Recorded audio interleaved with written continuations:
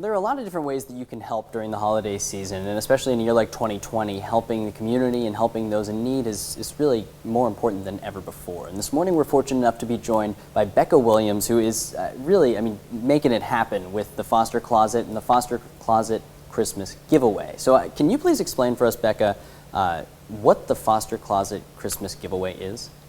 Absolutely. It's a big party. We are doing it a little more COVID friendly this year. We have a group of tremendous volunteers that donate a lot of time to making this event successful.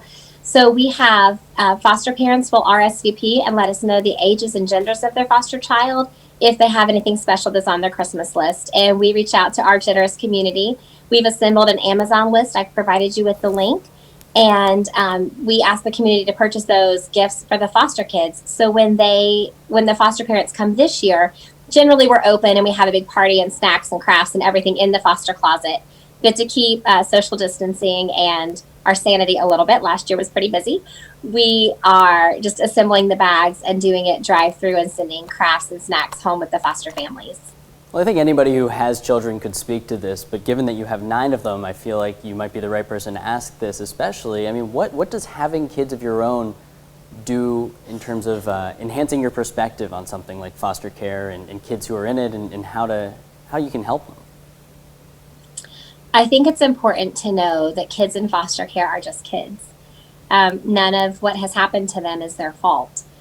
Sometimes what happens to them is the choices of others.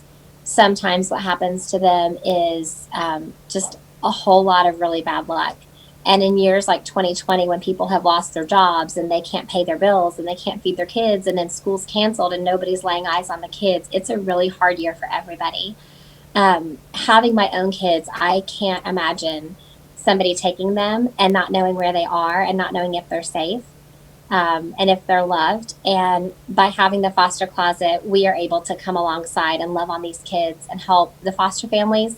And ultimately, a lot of the stuff, when the kids go home, all of the stuff goes back with the children. So that helps the bio families not have to immediately provide more items, because kids sometimes have grown sizes and they don't have the money to do that.